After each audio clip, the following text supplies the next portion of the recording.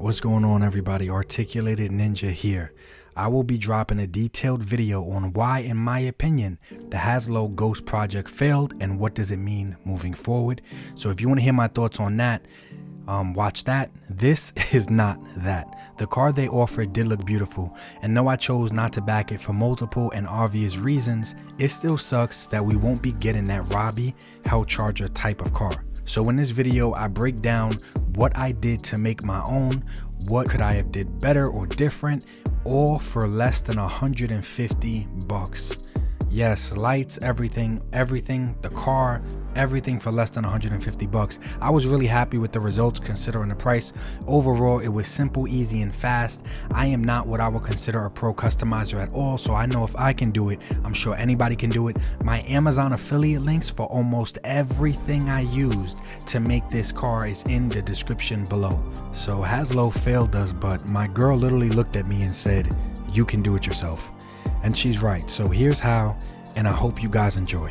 So here it is, guys, the engine of greed in all of its glory. I really do like the way that this came out. Honestly, it wasn't a lot of work, to be honest. I have so many vehicle videos on my channel, and this one was the least amount of work. The car already came in black.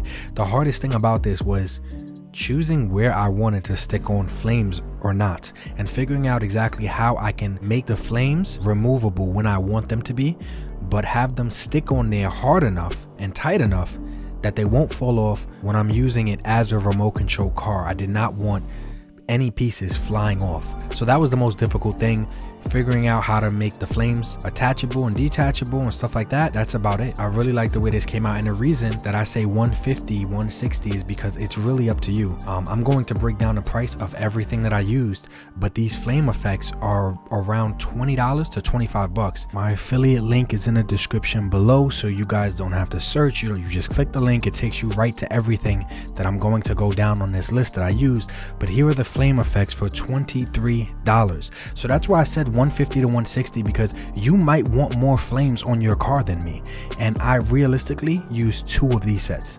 So I had one sitting on my shelf forever, and I ordered one, and I used both of those sets for the most part. Still have some little pieces left over, but nonetheless, like I said, you might want to get 3 of these and really cover the entire back or the entire hood or the engine of the car in flames. That's up to you. But I figured doing the bare minimum you should really probably only need one of these packs. So it should really be around 120 to 130 to be honest. But I got 2 of them, so I pushed it up to 150, 160 to be safe. But hey, even that's better to me than almost $400 after shipping and tax for a car that wasn't even remote controlled. So I'm really glad. I really like the way that this came out, and these fire effects do look really nice. You'll be good with a $20 set, maybe 2, 3, or 4 if you really want to deck this entire thing out in flames. I'm looking at it, I can see a few places where I could have put more flames, but honestly this goes by preference, and this was good enough for me.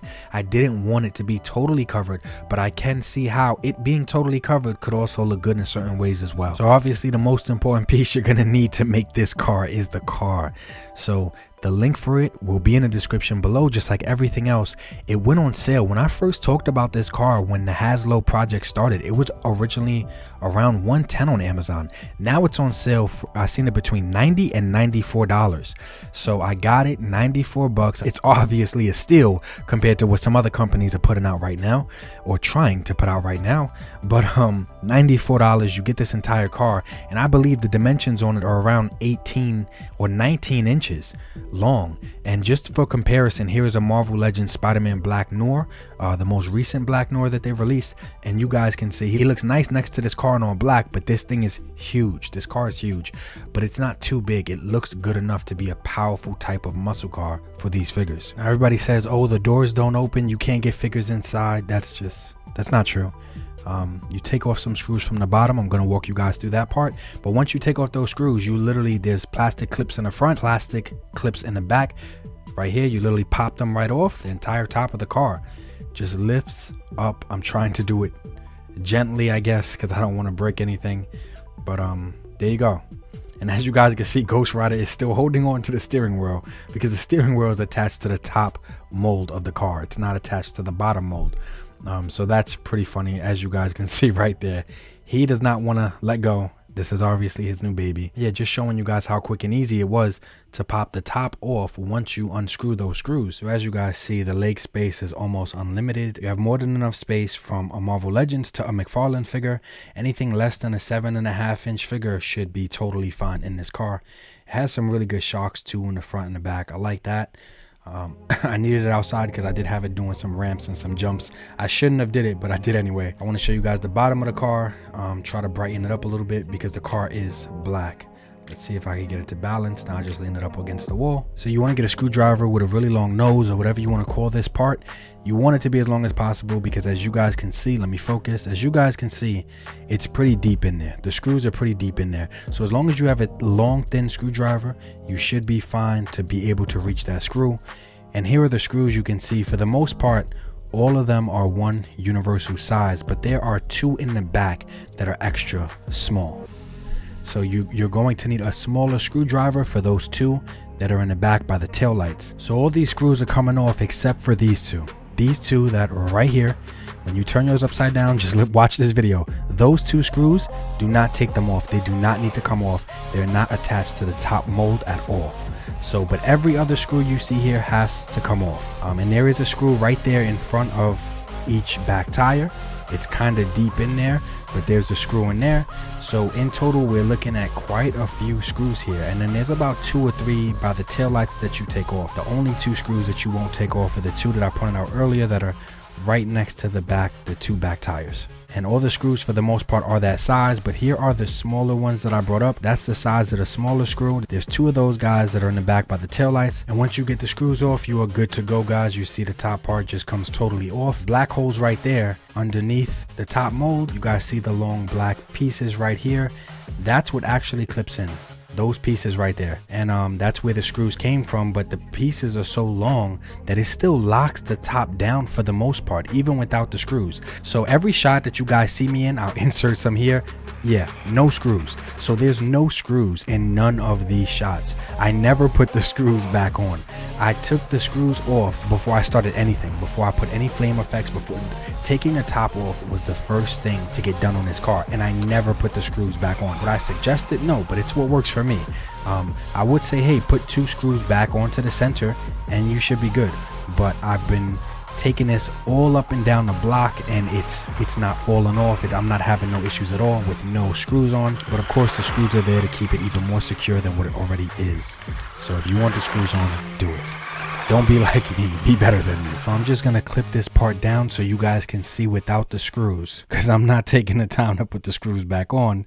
But let's just clip the top mold back down, just using the plastic clips. And I just want to show you guys how secure it is even without the screws. Then use the screws, guys, but you don't got to put them all back on, but at least put 2 or 4 back on. I have none on, but as you guys can see, look at that right there. I'm lifting up the top part, and it's not separating at all. It still looks totally fine. There you go. And I hold it up from the top right here, and there's no separation at all. And even if I put all the pressure on the top of it, it still does not separate, as you guys can see, with no screws. So I'm good with it the way that it is. So the only other difficult thing here, aside from just taking out all those little screws so you can put figures in and out of it freely, was figuring out how I'm going to make all the flame effects removable, detachable, attachable, because I still wanted to have a street mode. So I didn't want to crazy glue them all on. Though if I'm really just gonna have the flames on this, more than likely I could have saved myself a lot of headache by just crazy gluing all of these flame pieces on. So any of you guys that's not gonna use the street mode, just glue all the flame effects on and you'll save yourself so much trouble, like I did not.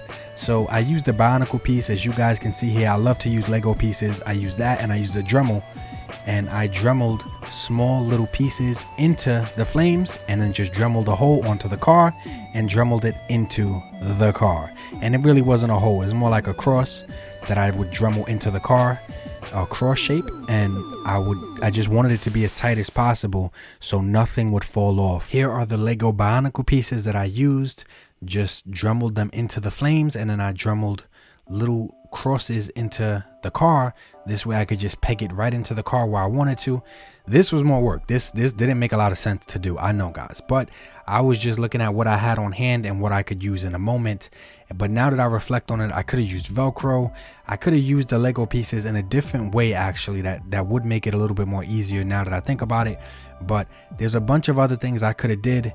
So use Velcro or just glue the pieces on to the car if you want to have a flame version. This car honestly is so cheap. For 90 bucks, you might as well just get 2, make one a street version with the engine on the outside, and then have a flame version.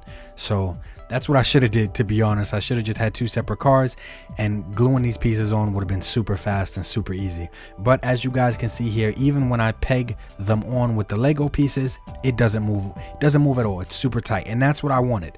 So I just did give myself a little bit of extra work with the way that I chose to do it, but I'm sure you guys can do it better or think of a better way to get these flame pieces onto the car. Here we go. I just want to pop the engine off for you guys. You guys see I put a little hole right there in the engine piece, and there is another Lego Bionicle piece right there. So I just peg that down when I want to. Same way I can peg the silver engine part down when I want to. And overall, I know a lot of you guys won't have these Lego pieces laying around like I do, because I also collect Bionicles. But like I said, you can Velcro it, glue it, you can use magnets, you can do whatever you want to do to get these flame pieces on. And I just wanted it to be removable. But if you guys don't want it to be removable, this will be super fast and super easy, because at that point, all you're doing is heating up the flame effects, cutting them how you see fit, and then just gluing them onto the car wherever you want to. Similar to just putting stickers on the car. You're putting flame stickers wherever you want them to be. So it would be easier if you guys didn't want to make it removable. But if you do want to make it removable, here's how I did it.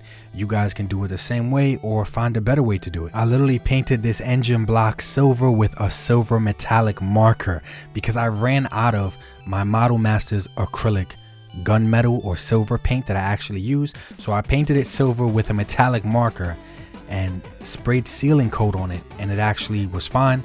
But as you guys see, I just pegged that on right to the front. When I wanted a street mode, it sticks on just fine. So that's why I like the Lego pieces. But you could have did that with anything, Velcro, anything, because you really can't see it. There's always going to be some engine on it. So the flame engine right here, I just left it in all black, or you have the silver one, but there's always going to be an engine on it, so you won't be able to really see how you attach or detach them. So of course, guys, that engine block came from a Dollar Tree store, the Final Faction line, little off-road vehicle. It has an engine piece in it. This is literally $2. This entire pack with all these little different pieces of plastic is $2, but within this pack is that engine block. So if you buy this pack, you will get that engine block for just $2 at any Dollar Tree. For the most part, they're showing up everywhere where I live, so you can get this engine block piece for $2 at Dollar Tree, guys. Couldn't find it on Amazon, but you're gonna have to go to the dollar store just to get this engine piece, and you can use this engine piece across the board for a bunch of different stuff. So if you didn't know, now you know. I did grab some of the flame effect pieces that I had lying around or in the junk drawer that I wasn't using for nothing. So I didn't just use the flame pieces that I ordered, though I could have just ordered another set and been fine.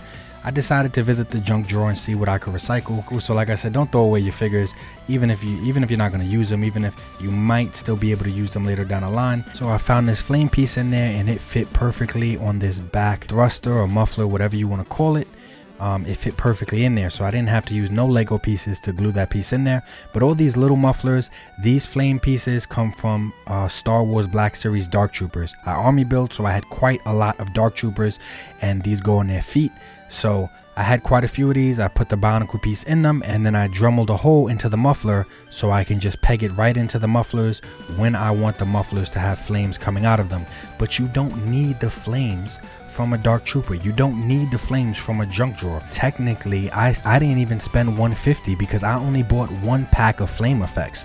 So I bought the car for $93, and then I spent another $20 to $25 on flame effects, and then I went to Dollar Tree and got the engine block. I am still well under $150. I could have easily bought another flame effect piece, but I just didn't want to wait for it to get here. So of course I started checking the drawers and checking to see what flame pieces I already had that I can use. But you don't need none of these pieces. Just order another set of flame pieces, link in the description below, and just heat them up and cut them and put them wherever you want on this car. So that's it, that's simple. The longest things is taking the screws out of the bottom and then figuring out where you want to put all these flame effects. And you know, I already owned one of the flame effect sets, and then I ordered one off of eBay, so I got 2 sets on this car technically, and some still loose and laying around. But nonetheless, you can order more, you can order less. It's all about what looks good to you, and this looks good enough for me, so I'm okay with it, and I'm okay with how I did it. Though if I could go back, I would just Velcro everything and make it 10 times easier for myself. Use black Velcro so it matches the car, and cut it in a way where it still looks good.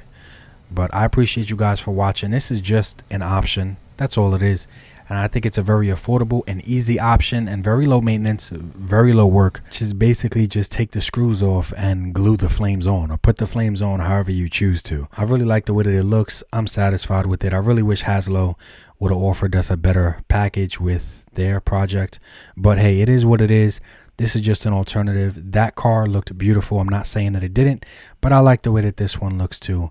Also considering I saved over 200 plus bucks doing it this way. And it's an actual remote control car, not just a plastic shell, but mine's too also still has a top, bottom, and middle. Peace out, guys. Stay safe. Harley Quinn reporting for duty, sir! Meet you at the car! G.I. Joe, classified, Marvel Legends on my mind, Valaverse and NECA time, Mythic Legions I must find, SH Figure Arts I can't lie, Rebel Tech got my pockets dry, Set Action Figures for life, Articulated Ninja is nausea, you might wanna subscribe, Action